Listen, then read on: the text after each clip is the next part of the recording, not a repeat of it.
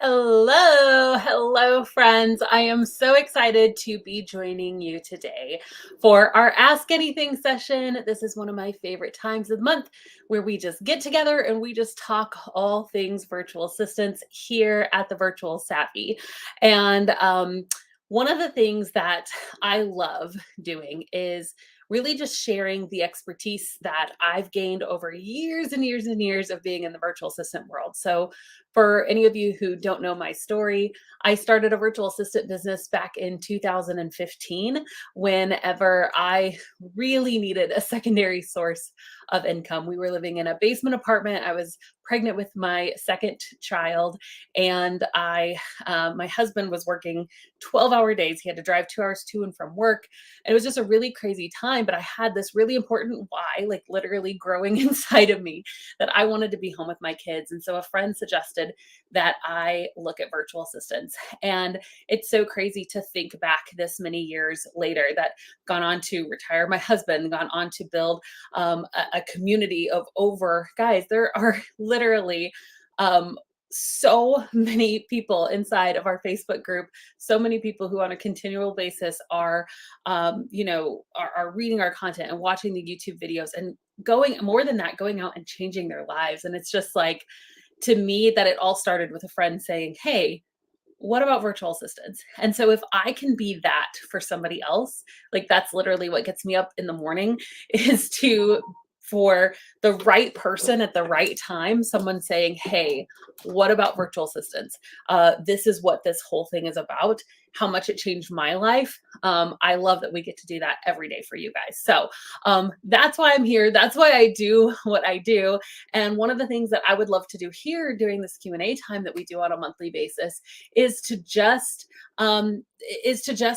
give you guys an opportunity to say, "But what about this? But what about this? I'm unsure about this element of virtual assistants." Or, "Hey, I've started a virtual assistant business and I'm feeling stuck. Will you help me get unstuck, Abby?" So that's why I'm here. If you have a question, go ahead and drop it in the comments.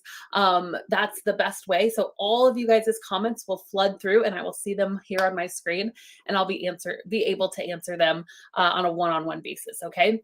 So a couple of things before we get started, as you guys are dropping your questions in the comments, I do want to note that if you are not already a part of our virtual assistant savvies community, you guys, this community blows me away every day. How many of you are in the community already? Those of you who are joining us live, this community is made up of just real individuals, right?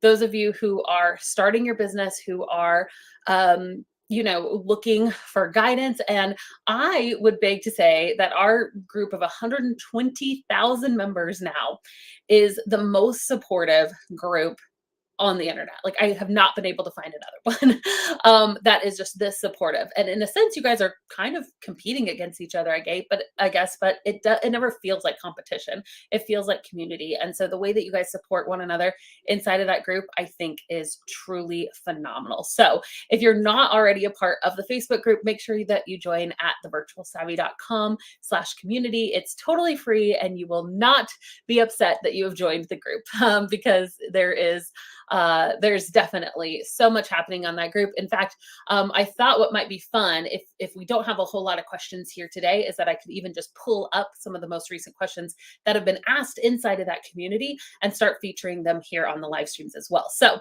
just a fun little thing that we may do a little later in our live stream today. So, oh, this is awesome. Connie said, "I joined the Facebook community, plan on taking the ultimate training. We'll be signing up this week." That's so exciting. And ML joined Savvy System community. Oh, that's so great. I remember your name coming across my screen, ML. So happy that you guys are here. All right, so we have a few questions already coming in. So I'm going to go ahead and I'm going to answer them here. Kay says, "Which sites or methods do you suggest I use to gain business? I'd like to get 1 to 2 clients soon, but I'm a little lost." All right, so you are wondering about marketing, which is one of my favorite things to talk about. I love all things marketing. And so I'm going to give you a little bit. I always like to take you guys' questions and then go one step deeper. Okay. So I'm going to talk to you about my theory on marketing first. Okay. So, because you're like, well, where do I get clients? The best place to get clients is and forever will be your current network. Let me tell you a little bit more about that because you might be like, I don't have a network. You do. You just don't realize that you do. Okay. So, word of mouth marketing is the most powerful form of marketing. Think about this. If you, you see some skincare advertised on Facebook, you get an ad for it, right? Or a commercial. Maybe you're watching actual television because who does that now? But you're watching TV and a skincare commercial comes on. You're like, oh, that seems kind of cool. Or maybe somebody will loop you in via a Facebook ad, right? Compared to is if a friend says, you have got to try this. Like this skincare line has revolutionized my life. You have to try this. You're going to be so much more convinced. You're going to be so much more inclined to look up that skincare because a friend referred you. Why is that? Is because that trust barrier has already been broken down, right? And so, with any kind of marketing, like if you really do deliver on what you promise, right? If you really can deliver your services well, which I'm sure that all of you can, then really the thing that's in between the person who's your ideal client and you is literally just that trust, just that belief that, yes, this is the person who can solve my problem. And so by a referral is a bridge. A referral is a bridge that crosses that trust barrier. And so, and there's a lot of other ways to form trust. So again, I'm going to talk to you about other marketing methods as well, but I just can't stress enough how important it is to tell people about your business. And I'm going to call some of you out right now, okay? Here's the thing. If you have not told people, hey, I'm starting a virtual assistant business, literally, this could be as simple as just announcing it on your personal Facebook page or on Instagram or wherever you show up, right? Telling your friends and your family about your business. Guys, you're really, really missing out. And the reason why you probably haven't done it yet is fear. So I get that for sure. But just telling the people that you know about your business, even if they're not small business owners, it's going to keep you top of mind, right? So if they come across somebody who's in need of a VA, you're going to be the first person that they think of. So I always recommend doing that before you're even ready, before you have your services picked out, before you have your website ready, before you have all of your packages. Just go ahead and start getting that word of mouth working for you. You will not be sad that you did it earlier. Okay. I've not met anyone who's like, I announced my business too soon, right? Because what's the worst that could happen? Okay. Somebody's like, hey, I want a discovery call. Crud, I don't know what a discovery call is. I don't know how to do this. Okay. Let me learn that really quickly so I can get the ball rolling. You're not going to be, it's never a disadvantage to get that marketing ball rolling too early. So go ahead and tell people about your business, especially the people who know, like, and trust you, because they're going to be your bridge builders, right? So that's the first thing that I wanted to say. Oh, I was going to call you out. I almost forgot to do that. I have to call you out. So some of you guys, so one of the first things inside of the Savvy system, I know a lot of you guys are Savvy system members. One of the things that we have you do really early on is create a Facebook page, which again, people are like, okay, why should I create a Facebook page? Facebook page don't get that much engagement. I agree, right? I'm not even telling you to do a Facebook strategy. I'm not saying post 10 times a day to Facebook because I just don't think that that's the best way to get clients. However, I do suggest that you create a Facebook page, and here's why. People use our Facebook profiles as a way to like know what this person is about, right? Even if I buy something on Facebook Marketplace, most of the time I will click on the person's profile just to kind of see like, who is this person? Let me look at some of their last posts, or like, do I want to meet this person in a parking lot at 8 o'clock at night, right? Like, let's be honest. And so we click on people's profiles really to get a quick snapshot and a quick picture of what this person is about.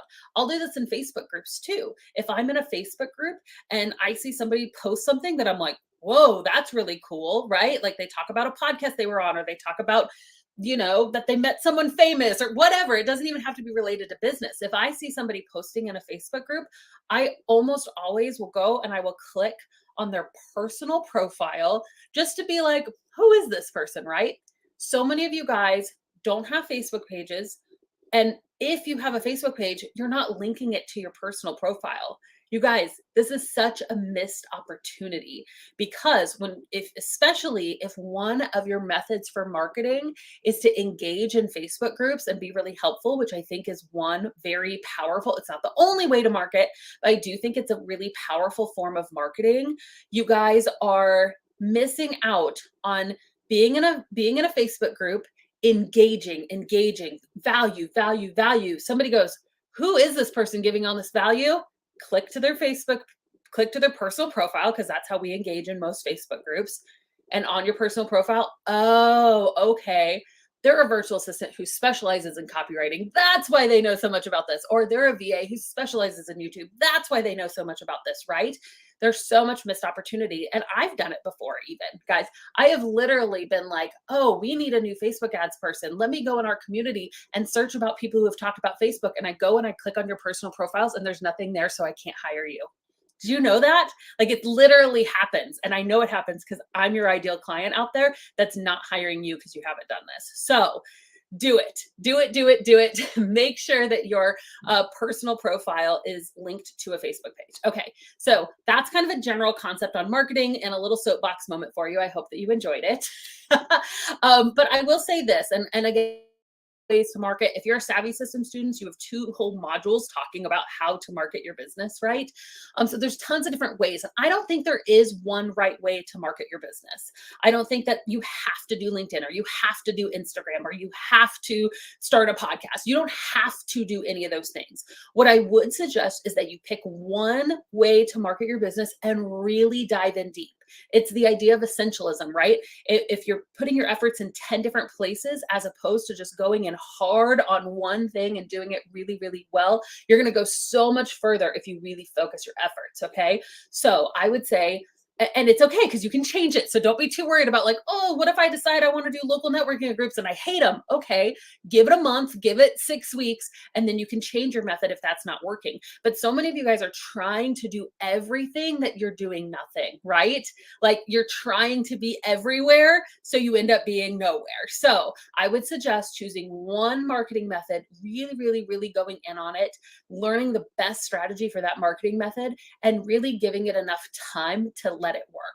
So that could be LinkedIn, that could be networking events, that could be interacting in Facebook groups, that could be cold pitching, that could be interacting in Instagram. There's so many different ways to get clients.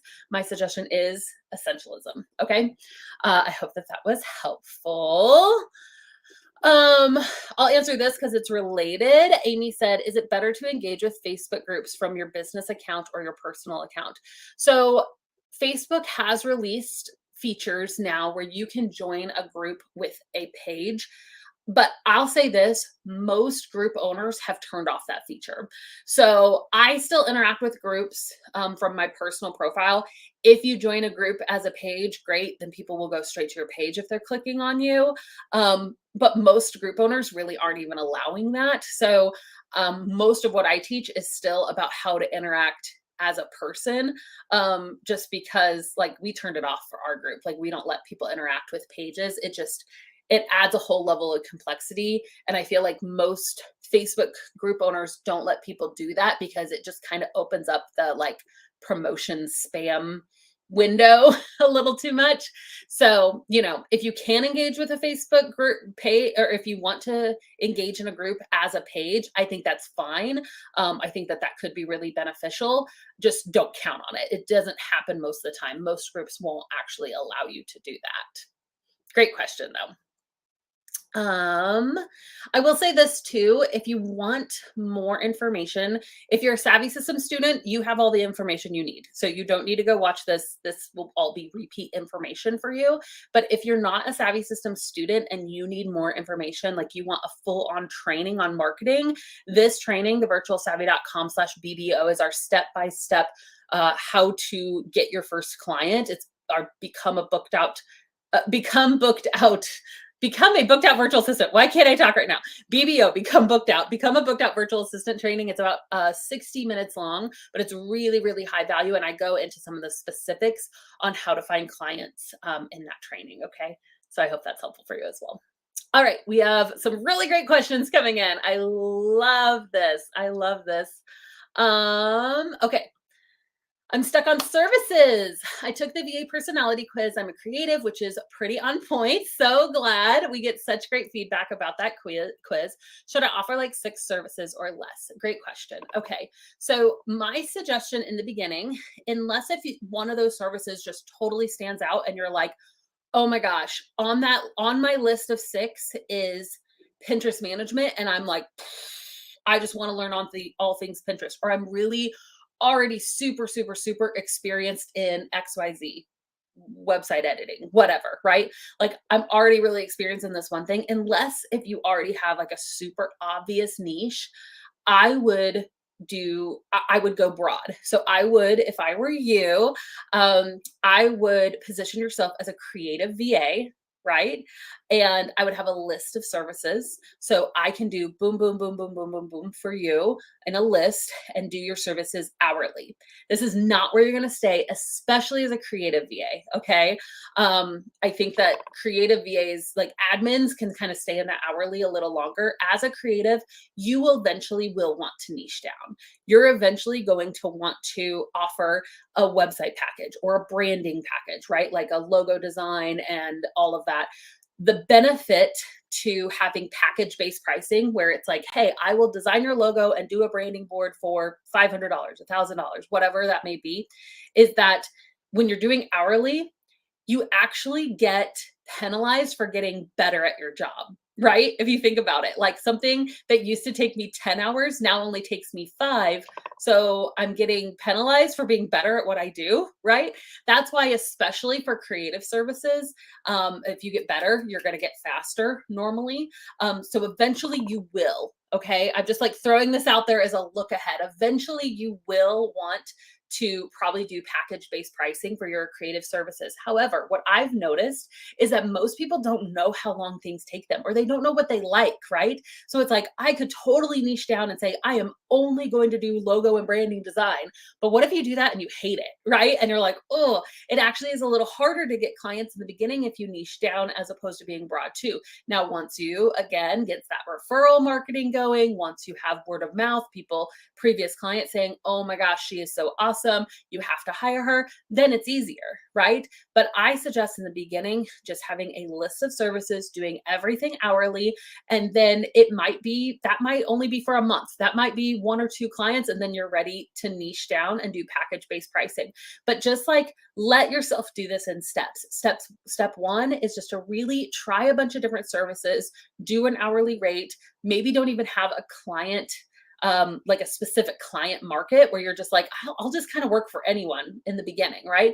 Then really quickly, once you get to kind of know different industries, know different services, okay, I'm going to niche down to a specific service, or I'm going to niche down to a specific industry. I'm only going to do this for health coaches, or I'm only going to do this service for wedding planners, right? And then what do? Do you go solo? Do you do a high-end offer? Do you build a team? There's so many different directions you can go, but you can't make those step 3 decisions if you're still on step 1. So step 1, just kind of get to know your services, get to working with people, get clients as quickly as you can, and you're going to discover really, really quickly what your niche should be, what your high-end packages should be. Okay. So kind of like let yourself be in the process. I hope that that's helpful. Um,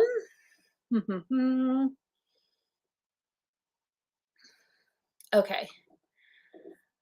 Ruth, how do you charge for different levels of social media services? I started with my client's retainer by quoting per post, which was just intended to be create graphic, add text, add hashtags, then post. So this is a broader question too. Let me go a little bit broader and then I'll answer your, oh, here we go. Yep, that's what I was expecting. I was like, I bet this sounds like scope creep.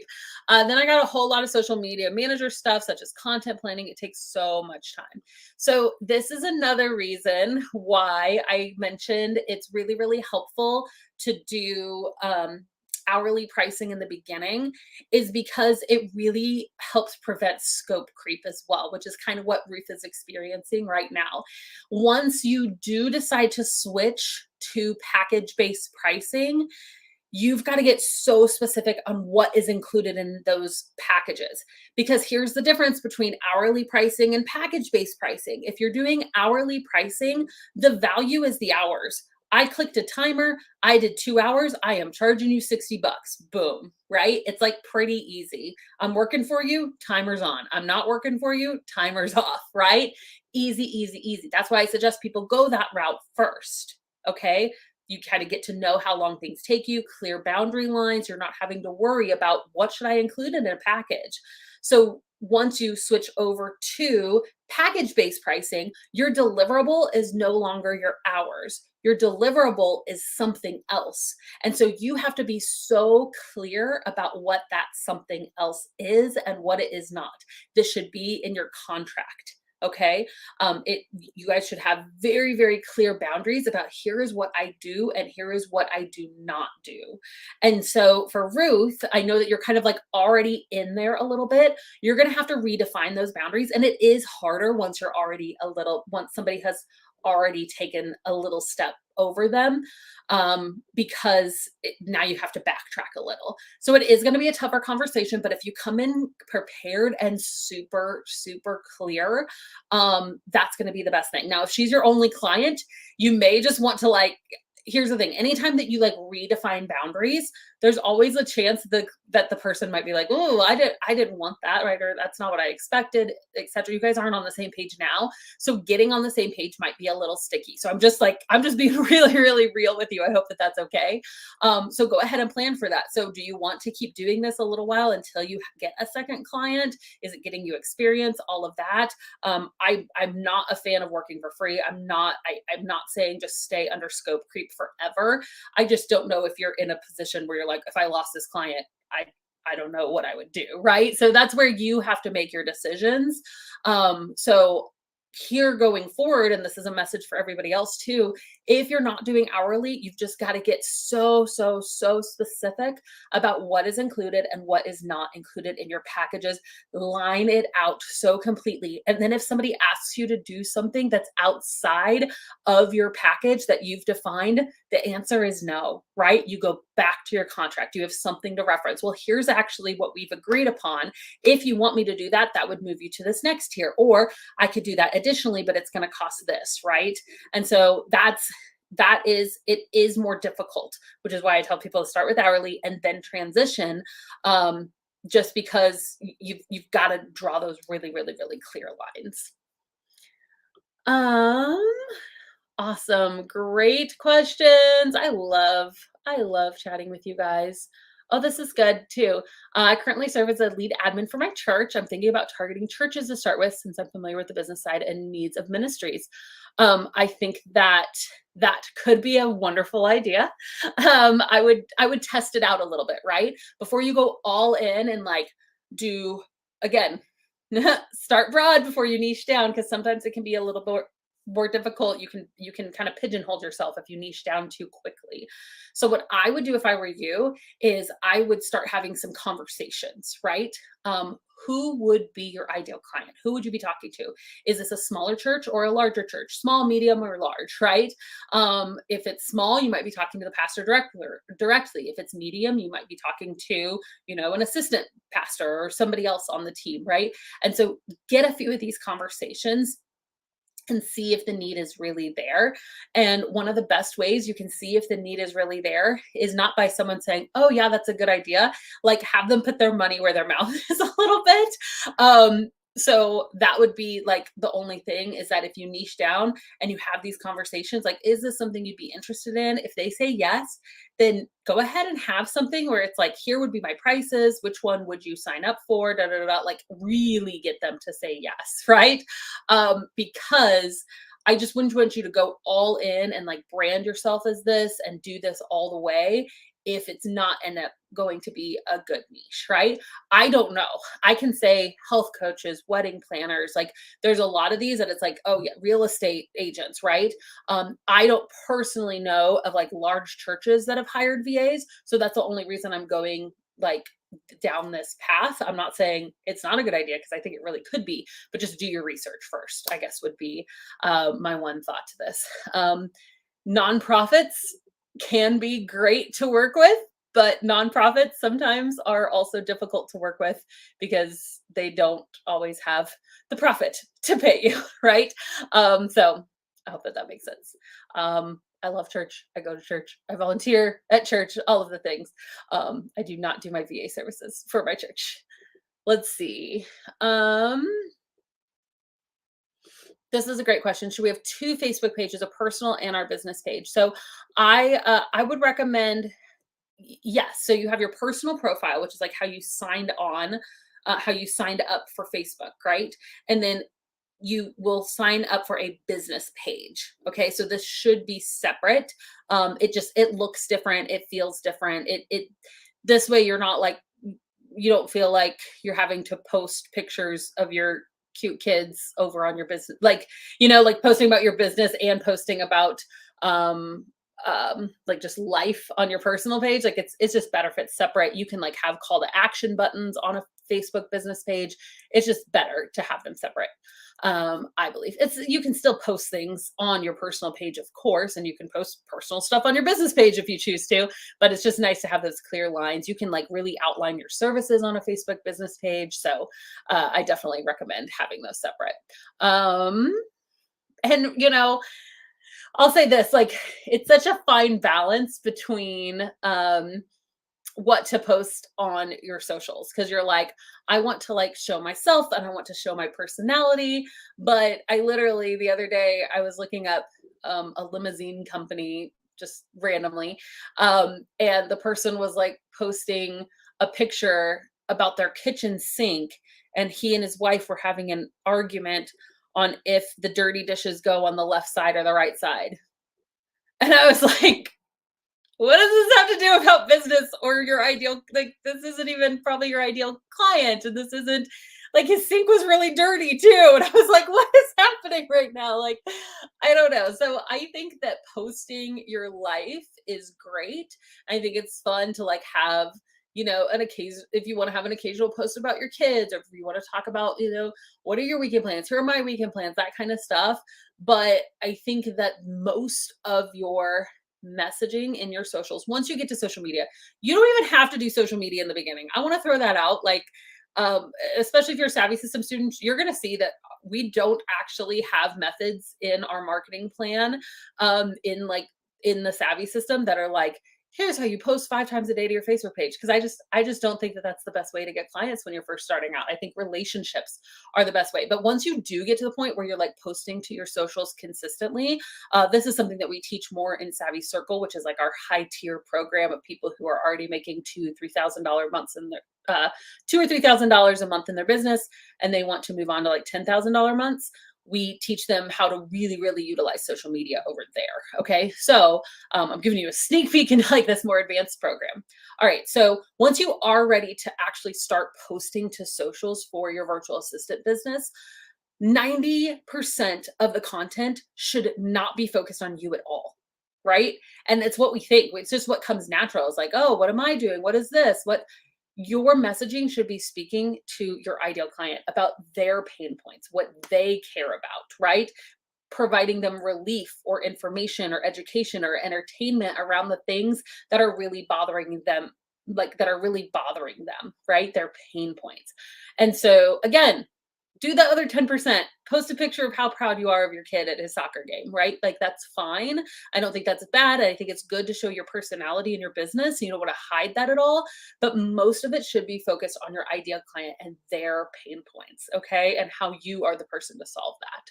So a little sneak peek. You don't have to do the social media in the beginning of your business, so don't stress about that right now, but a little sneak peek into the future.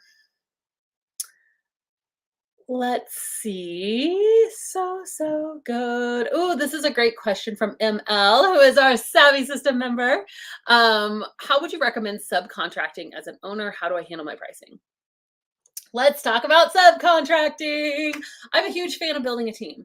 I think that when you have a virtual assistant business, one of the best ways to scale it is by subcontracting, is hiring a team, because here's the thing, you have a cap on your hours, right? You can't, I mean, even if you're working 80 hours a week, your cap is still 80 hours a week. Please don't work 80 hours a week, right? But you have a cap on your hours. But when you open yourself up to the idea of having a team member, there is literally no limit to how large your business can grow. And it's also a way for you to focus on the things you really love doing, right? So there can be people on your team that do tasks that you don't like, and your business can still offer those tasks because somebody else can do them really, really well, which I think is super cool. It also allows you the freedom to take a vacation, to work less hours than you planned, right? It frees up so much if you're willing to have a team. So I started subcontracting really early on in my business. Again, I told you at the very beginning of this live stream that I was pregnant when I started my business. I was actually 8 months pregnant. So I was very, very pregnant, and I knew right away I was going to need help. So as soon as I started getting clients, I started talking to my friends about subcontracting. I'll say this too, the best subcontractors I had, I actually didn't get from a Facebook group. They weren't other VAs themselves. The best subcontractors I ever had were people who were like friends, family, college students, like an old college roommate, right?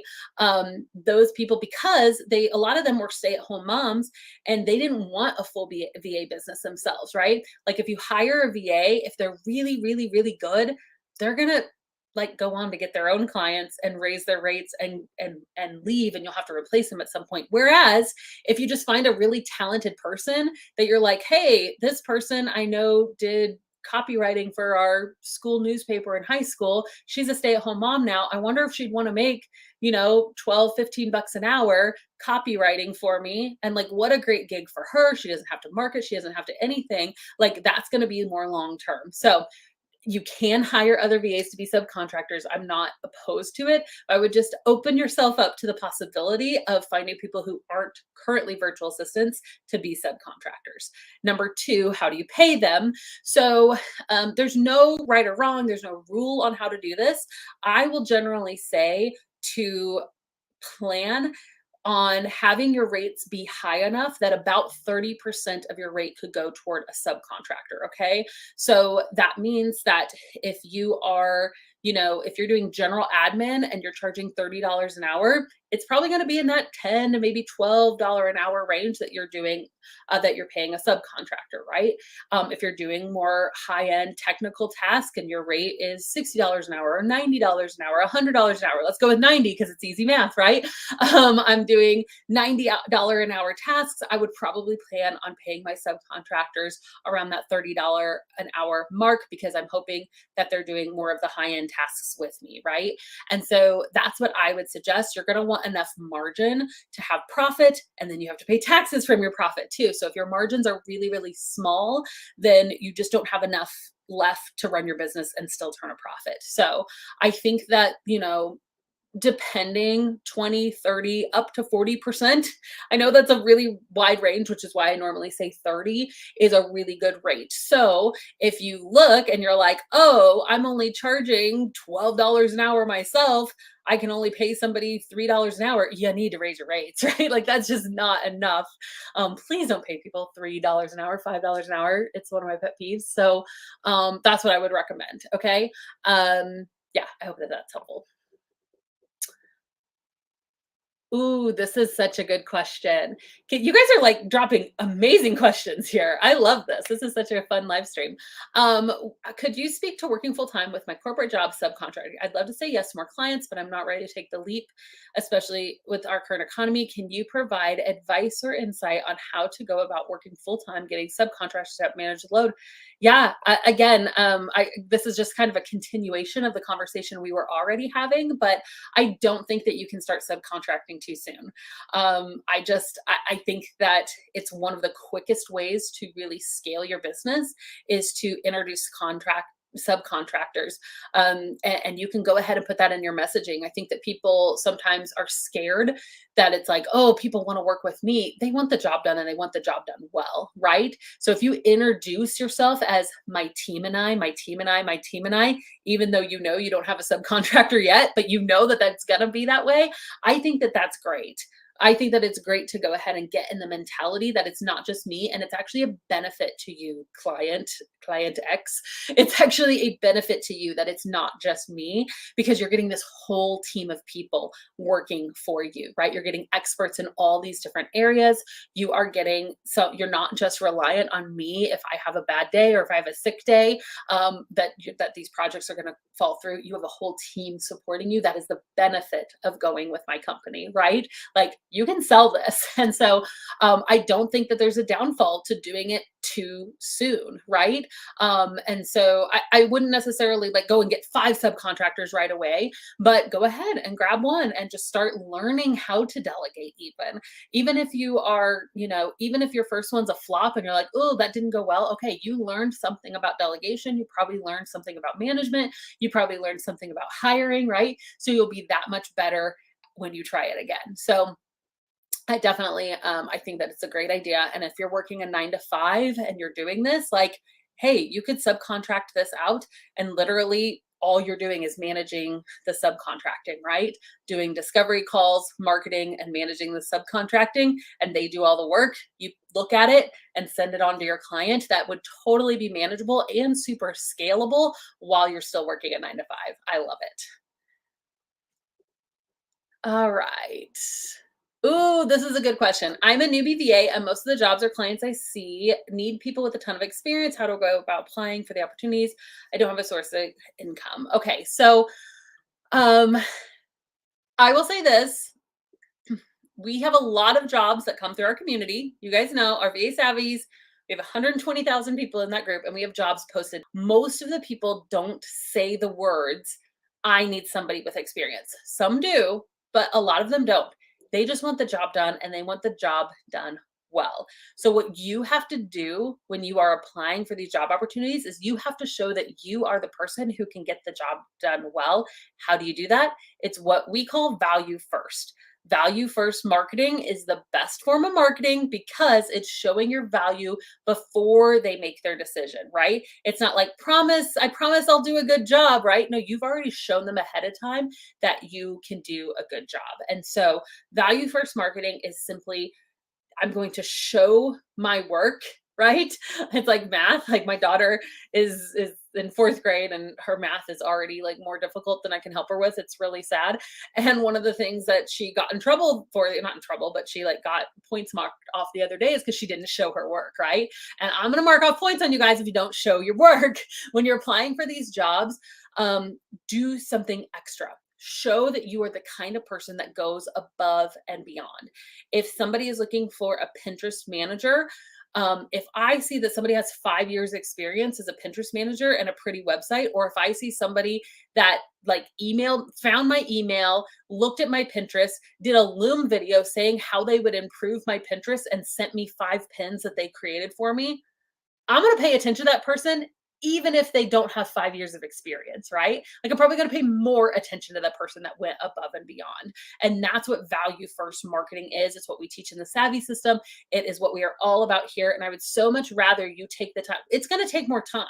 Value first marketing takes more time, but I would rather you apply to 3 jobs a day with value first marketing than apply to 100 with a, hey, me, here's my portfolio, here's my website, I'm interested. Blech. Like I can't. I see it all the time and I'm like, no, I'm interested. I'm interested. I'm like, if you're actually interested, then do something about it, right? Show value first. I promise you, it is the secret to getting clients. All right. Such good questions. What else we got? Oh, I love this. I'm a customer support ninja, which means I can work in any industry. I love that you're like, here's what I can do, and I know my value. Because of this, I'm having trouble narrowing to a target client. So this is, so I guess I would ask you this, like, have you been doing this for a while? Like, are you currently working with multiple clients doing customer support? Because if you're not, again, go broad. So we're getting a lot of questions about like niching down. So I think I want to emphasize this one more time. Niching down is great. The riches are in the niches, right? I am a huge fan of niching down. However, I think you need to wait. I think that most people need to start out working for a ton of different clients. Find somebody who's a find someone who's a insurance agent, find somebody who's a health coach, find somebody who's a blogger, right? Work with a lot of different people. And I always say this, like, don't go find your niche, let your niche find you. It's going to be so apparent. And I don't know if there's anybody in the comments who's been a VA for a while, if you found your niche, like, it just becomes obvious. And this was my story, and this is the story of so many individuals, especially that we work with in our higher tier program, Savvy Circle, is that, we're like, how do you find your niche? Well, who have you enjoyed working with? What are the services that light you up inside? You just don't know that until you've worked with clients. Like, until you really get in there and you're consistently working with clients, you don't know what services or what industries light you up, so you can't choose your niche yet. So that's my recommendation, is to, like, don't go find your niche. Actually work with a lot of different clients, a lot of different industries, and then let your niche find you. You will know when it's right. Like, it will click. It's exactly what happened for me. I was doing general admin, everything, a little bit of everything. Somebody asked me if I could blog, and I started writing blogs, and I'm like, oh my gosh, I love writing. I'm really good at this too, right? So I started pitching my higher end writing services. Like, I still had my hourly prices, but then I'm like, I'm going to do these high end packages of copywriting. And then eventually I got clients for copywriting, and I switched over to only doing copywriting because it paid way more than my general admin, right? And so that was my experience, is that but I didn't know that. Like, when I first started, I had no idea that I would enjoy copywriting. I didn't know how to write a blog post until a client said, hey, could you do this for me? And I got in, I'm like, ooh, I love this, right? And so that would be my recommendation. Just let it find you, try a bunch of different things, see what sticks, see what doesn't. Business is so much mastering the art of the pivot, right? The reason that a lot of business owners don't succeed is because they go in and something gets difficult. And so what they do is they just bunch up the whole thing, they throw it out, and they go, never mind, that didn't work. If you were to, instead of throwing away the whole thing, right? Don't throw the baby out with the bathwater. I have no idea what that means. But instead of throwing out the whole thing, if you were to just say, okay, that didn't work. How can I pivot it a little? Now let me try this. Ooh, okay, that worked, but that didn't. So now let me pivot this way, right? If you can master the art of the pivot in your business, I promise you, you are going to find so much more success than if you're scrapping and starting over, scrapping and starting over, scrapping and starting over 100 different times. Okay. I love these live streams. These are so fun. Oh, I want to see what Ruth said. Had a conversation with my client yesterday. She's supportive. Oh, that makes me so happy. I was like nervous. I was nervous, Ruth, when I was saying this, when I was commenting on yours, because I was like, I hope I'm not like being like, and this is really going to stink and you might lose a client. So I'm really happy that she's like supportive of that. And so she's, and this is just, this is more on confrontation in general. I hate confrontation. Like, I hate confrontation. I just do. It's not in my nature. If you hate confrontation, the book Radical Candor will change your life. We are reading it together as a leadership team here at the Virtual Savvy, and it is so good, but it is kicking my butt. I'm not good with conflict naturally, but I'm learning to be good with conflict. And so what I have found about myself is that when it comes to tough conversations, especially with clients, I will work it up in my head sometimes so much worse than it's really gonna be, right? Like, I'm like, oh, they're gonna do this, and then they're gonna do this, and then they're gonna say this, and then they're gonna quit, and then they're gonna. And sometimes for me, like my personality, I think it is sometimes if I go to the worst case scenario and then be like, and even if that happens, I'm okay, and here's my plan, because I'm a planner, right? And so sometimes it is good for me to go to that worst case and be like, okay, even if that happens, here's my plan, here's what I'll do, and it helps me be prepared for the worst. But I will say this, most of the time, people are just, I think that most people are just decent people. I think most of the time our clients, as long as we if you got like weird vibes in the beginning and you signed a client and you're like, oh, they might not react well, maybe that's not a client you even want, right? But most of our clients, like, we signed on with them, we got together because we were like, oh, we mutually like each other, we think this is going to be well, so they're probably going to respond well. And your clients, they don't know, right? Like, they need to be led. A lot of times for them, this is their first time hiring a contractor, so they might be doing scope creep, and we could be like, oh, scope creep, it's terrible, these terrible people who do scope creep. And it's like, they don't even know what scope creep is, right? So sometimes we have to be the ones to come in, to educate, and to put on boundaries, and your client will actually be more appreciative because of it, right? And it sounds like that's what's happening for you, Ruth. So I'm so happy. So I think the biggest thing now is just to, I think that content planning and strategy would be like a tier 2. So potentially have 3 different services. Have where it's just like, I just create the copy and the graphics. That's it. I actually do content planning and strategy. And then maybe there is a third tier 2. I don't know what it would be, but we could brainstorm it together. I'm sure somebody else could help in the comments too, right? Maybe third one, no, that'd be a lot. Maybe it's like you do more platforms on the third one or something, right? Like you do like video content planning for them too, or something like that. Let's see. Okay, our next question. Do you recommend a profile for clients to review or a resume in the beginning? Yes. We have a video on this. So what I'm going to do, because I can't really go through that whole thing, we did a whole live stream on how to create a portfolio. And so I could spend the whole hour just talking about that. So what I want you to do is I want you to go over to YouTube. Okay. Go to YouTube and the Virtual Savvy YouTube. Just type in the Virtual Savvy on YouTube. You will find our channel, okay? And in the search, type in portfolio, and we did a whole like hour-long live stream on how to create a portfolio for your business, and I would recommend that.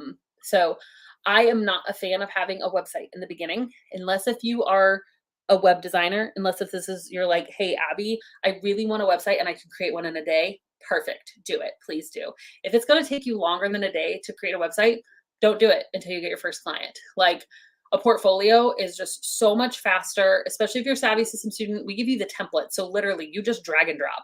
Boom, my portfolio is done. You can finish it in like an hour or 2, right? Action over perfection, people, because what I find is that when people create a website in the very beginning of their business, they get so stuck on their website being perfect. Action over perfection goes out the window, and it's like, nope, perfection over perfection. This thing has to be perfect, and I can't tell anyone about my business until my website is perfect. I say this because we've seen it time and time and time again. So we just say, scrap the website. You don't even need it. Most of our students sell out their services without ever having a website. Now, eventually you want a website. I'm not saying that business owners should not have websites. You're a business owner, you should have a website, but get a few clients first, because you don't need it in the beginning. And I think it can be more of a distraction than a help. And it can make you fall into that like anti-action over perfection trap. So yes, that's what I recommend.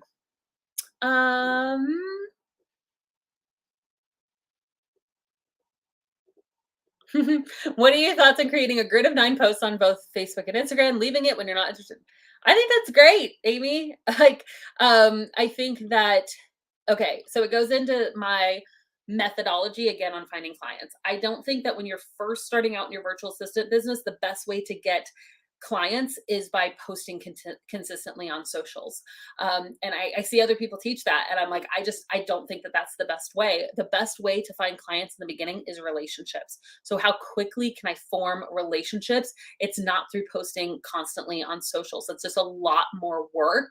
And so, yeah, I think that if you did a grid of 9 to start with, perfect. That way people can come, can see what you're all about, and then maybe like make a post once a month, right? Like, so people can see, oh, it's not like, oh, she posted 3 years ago, maybe she's not in business anymore. Okay, no, there's still some activity there. The only exception to this is like, if you are an Instagram manager. Like if that is your job, you probably should have a somewhat active Instagram yourself, right? But for most of us, if we're doing general admin or some other kind of technical service, most of us don't need to be posting like 100 times a day to our socials until we're ready for that, right? I think that that is a great way to, I think that socials are a great way to scale a business.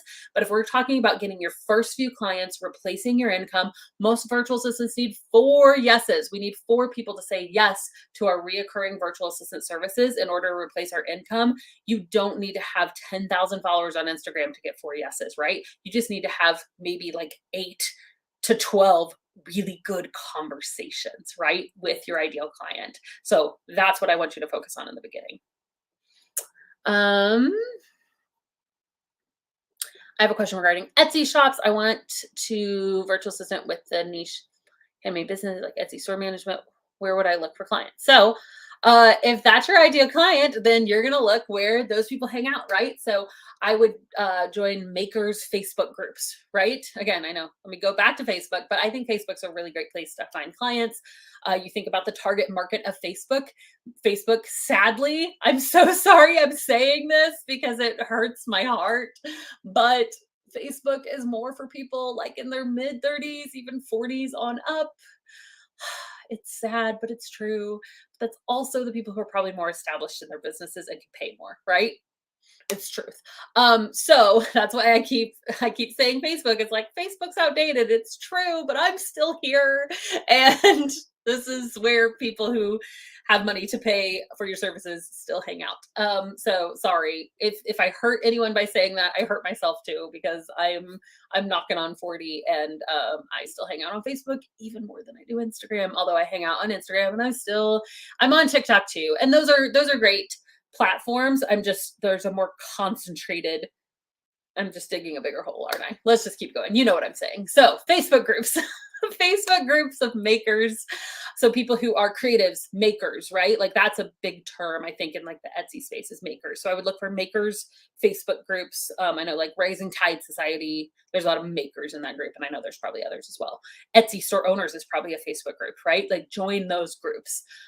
And then high-end client targeting, which is a method that we teach in the Savvy system, is like finding the Etsy store owners that are some of the best ones that you think these people are making some money, and then pitching your services with value first is another method that we teach in the Savvy system, which could be really, really beneficial to that niche. What hourly rate can be charged for business operations, copy, marketing, website, CRM, document management, budgeting, etc.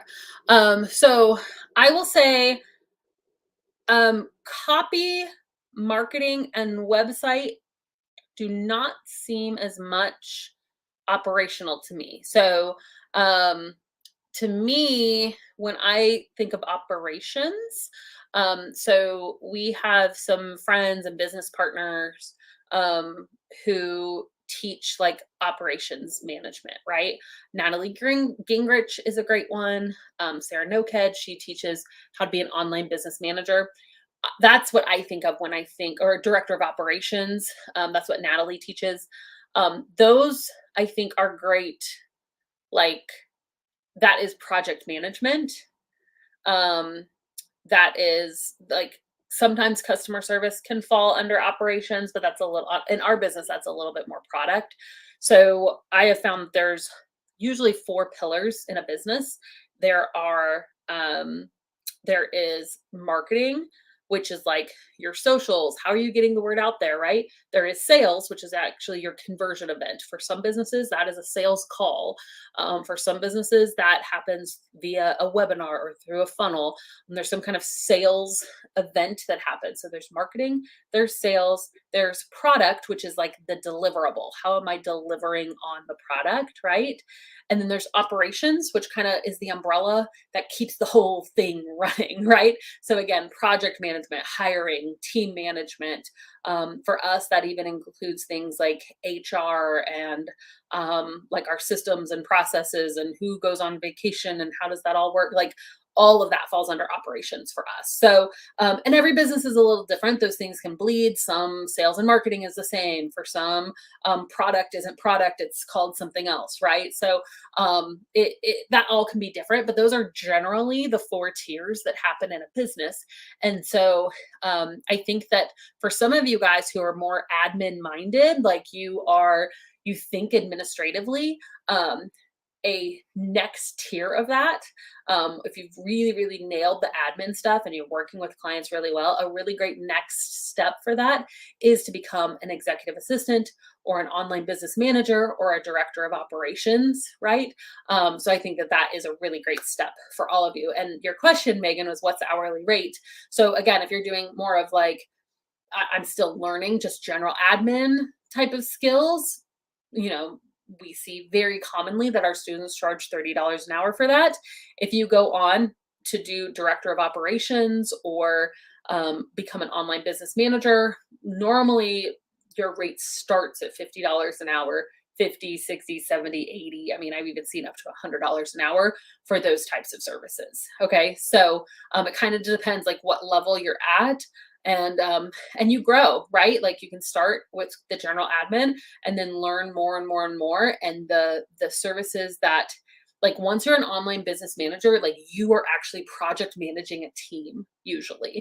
And so if you have like those project management skills, or I know some of you guys are like project management certified, that kind of stuff, like you can definitely come in as a contractor and do those high-end skills for a business. You would probably you'd be going from being a virtual assistant to a director of operations or to an online business manager, if that makes sense, which definitely you can charge more for.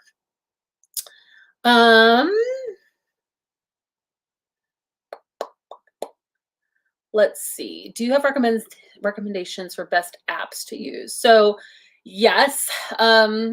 Again, I'm going to refer to our YouTube channel because we did a video all about, like, I think we call them tools. I think there's a blog too of like the best tools to use in your business. And I have a list of like 100 different tools, I think, because there's so many. So we talk about your tech stack, right? Like, what is your virtual assistant tech stack?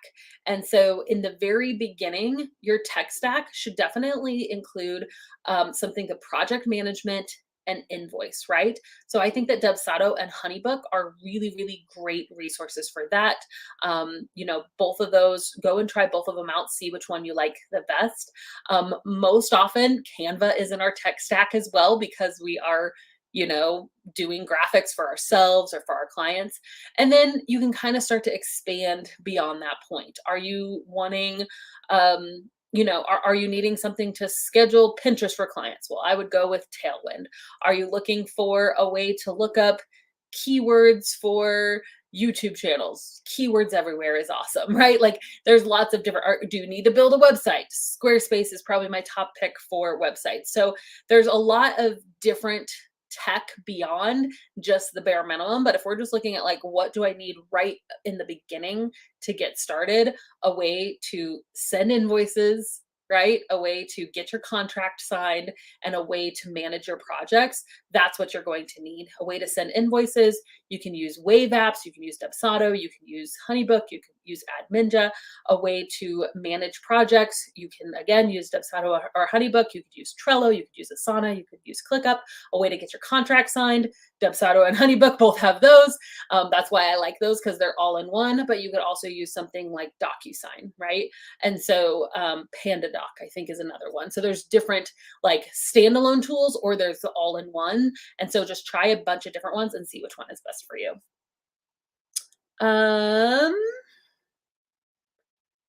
Yep, Leah, I've literally been procrastinating for the past week because of the website situation. Thanks you for touching. Yeah, and the website, all the work you've done will still be there, right? So I would just pause and let's create a quick portfolio, use the YouTube video. You have a template if you're a Savvy System student, and a longer video as well in Savvy System that goes into more details of your portfolio. But get that portfolio out, because that's going to be way, way quicker than doing a website. All right, guys. Oh wow, it is 1 o'clock. How did that happen? Man, these live streams go so fast. So good. Let's keep the conversation going though, you guys. Again, I mentioned this earlier, the virtualsavvy.com/community. You can ask all of your questions inside of that group because it has 120,000 members and so many amazing VAs in it. So make sure that you guys are asking your questions inside of the group there as well.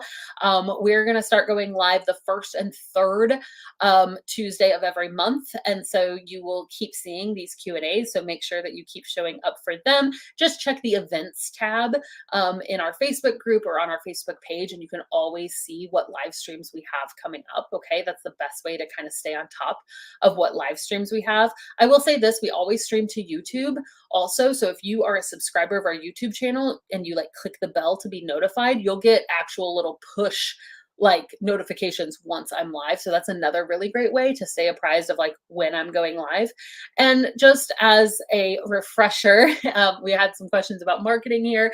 If you're a virtual assistant and you're not a Savvy System member and you are thinking about how do I get more clients, I want to understand how this whole VA thing works, go ahead and check out the virtualsavvy.com/BBO. That stands for Become a Booked Out Virtual Assistant. It is about a 60-minute training and it is super, super helpful if you are newer to this whole VA thing.